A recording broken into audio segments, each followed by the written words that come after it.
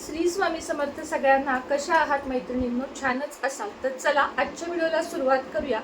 13 जुलै आणि 14 जुलै या दिवशी दुहेरी अमावस्या यावेळेस आलेली आहे. 13 जुलैला संध्याकाळी म्हणजे रात्री म्हटलं तरी चालेल 6:45 अमावस्या चालू होत आहे. ते दुसऱ्या दिवशी 14 जुलैला दुपारी 4 नंतर अमावस्या समाप्त होत आहे. म्हणजे उगवत्या ह्याच्यानुसार आपल्याला 14ची अमावस्या धरायची आहे, पण उपाय दोन्ही दिवशी करा, कारण अमावस्येची संध्याकाळ आपल्याला मिळत आहे ती म्हणजे 13 जुलैला. आता अमावस्येला या काय महत्व आहे, काय काय करायचं आहे किंवा कोणते उपाय करायचे आहेत हेच मी तुम्हाला येणाऱ्या 2-3 व्हिडिओमध्ये सांगणार आहे.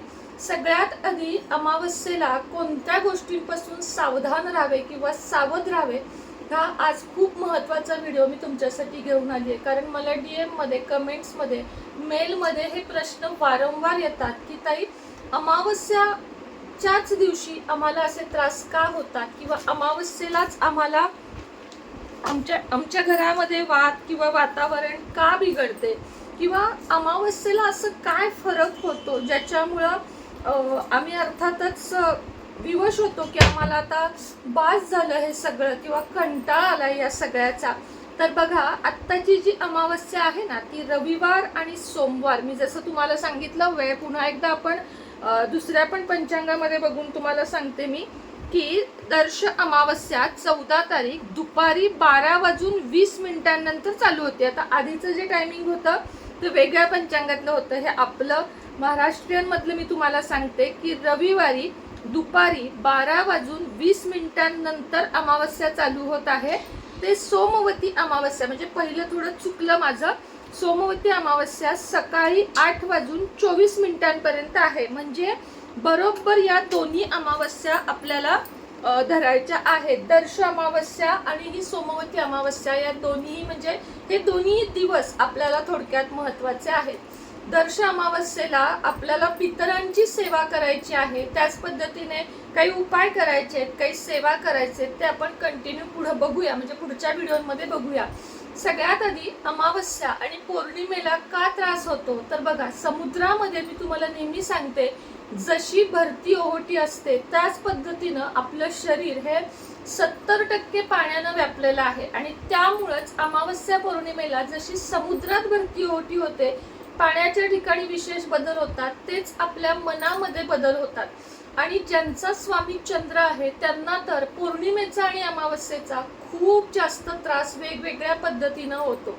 खूप भिण्यासारखं आहे का तर नाही. काही विशेष काळजी जर आपण घेतली तर आपल्याला येणारा प्रत्येक दिवस सारखा जाऊ शकतो. मग तो अमावस्या म्हणून बाऊ करायचा का की अरे बापरे अमावस्या आली आता माझं काही खरं नाही, तर नाही. आपण हे जर सतत मनात आणलं ना की आता आली अमावस्या, होणार मला त्रास, किंवा आता आली अमावस्या, या व्यक्तीपासून लांब राहू, तर ते जास्त आपल्याकडे अट्रॅक्ट होणार. म्हणून आलेला प्रत्येक दिवस सारखा समजून त्या ठराविक दिवशी काही ठराविक गोष्टी टाळायच्या आणि काही ठराविक गोष्टी करायच्या, त्याच आपल्याला आत्ताच्या व्हिडिओमध्ये बघायच्या आहेत.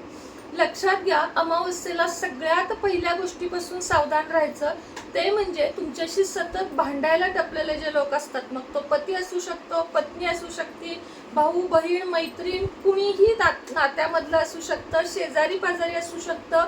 तुमच्या मनात पण नसेल की आज माझा ह्याच्याशी किंवा हिच्याशी वाद होईल, अशा व्यक्ती असू शकतात. म्हणून लक्षात ठेवा की एकतर आपण कुणाशी वैरत्व ठेवू नये, आणि जर आपलं चुकून असेल वैरत्व तर अमावस्या पौर्णिमा शनिवार या दिवशी अशा निगेटिव्ह लोकांपासून संपूर्ण दूर राहावं, जेणेकरून आपल्याला त्या दिवसाचे काही चुकीचे रिझल्ट नको मिळायला. म्हणून सगळ्यात पहिली गोष्ट, निगेटिव्ह पीपल पासून लांब राहा.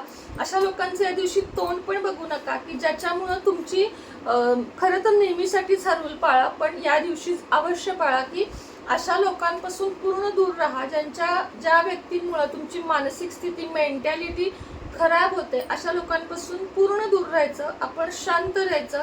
प्रत्येक अमावस्येला मौन व्रत धरा. असं नाही की कामाच्या ठिकाणी बोलायचं नाही, जे कामाचं आहे ते सगळं बोलायचं, पण कामाव्यतिरिक्त कुणाला तरी फोन लावून गप्पा मारल्यात किंवा कुणाशी तरी तुम्ही चर्चा करत बसलाय, कुणाला तरी घरात घेतलंय आणि तुमचं सगळं सांगत बसलंय, ह्या विषय टाळायचे.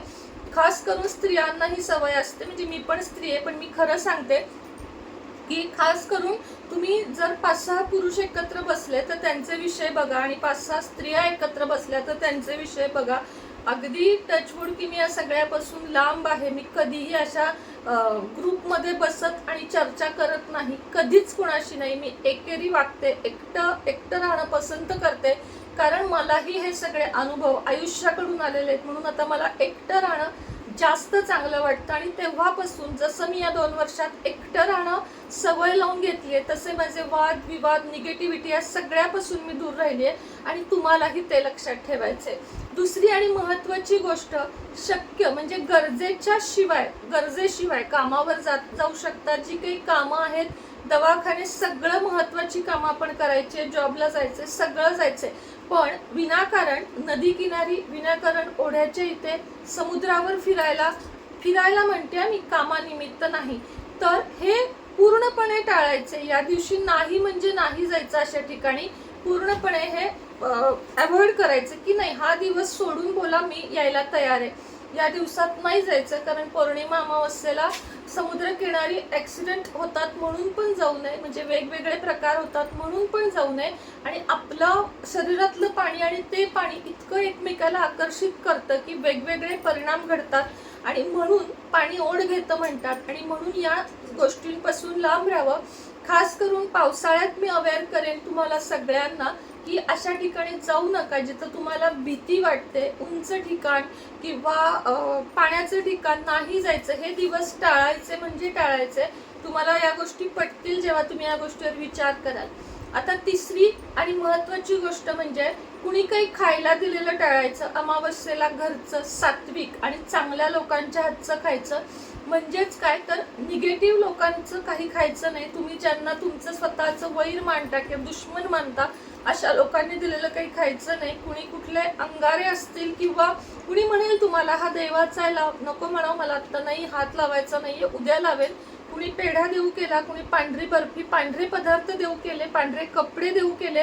खास करून तुमच्यावर या दिवशी कुणाचं जास्त प्रेम उतू चाललं की हे धर तुला ठेव, नको म्हणायचं, माझ्याकडे सगळं काही आहे. लक्षात ठेवा की याच दिवसात ही जी वाईट लोक असतात, जी वाईट शक्ती असते, ते प्रयत्न करतात आपल्यासाठी, आपलं वाईट होण्यासाठी, आणि खूप या गोष्टी घडतात. म्हणूनच दत्त महाराजांच्या सेवेत आणि स्वामी सेवेत आणि काळभैरव स्तोत्र या दिवशी अगदी अखंड म्हणा, आठवणीने म्हणा. काळभैरव स्तोत्र जितकं घरात पठण होतं तितक्या घरातल्या निगेटिव्हिटी निघून जातात. आणि हनुमान चालिसा या 2 गोष्टी आणि दत्तबाबांनी या गोष्टी तुम्हाला या सगळ्यापासून लांब ठेवू शकतात. तर अगदी छोटासा व्हिडिओ घेऊन आले होते. आवडला असला तर एक लाईक करा, कमेंट करा आणि बेल आयकॉनचं बटन दाबून ऑलवर क्लिक करा. आपलं सुनेत्राज लाईफस्टाईल हे माझं पर्सनल लाईफचं चॅनल आहे, नक्की त्याला फॉलो करा आणि तुमची सुनेत्रा या चॅनलला पण नक्की फॉलो करा. श्री स्वामी समर्थ.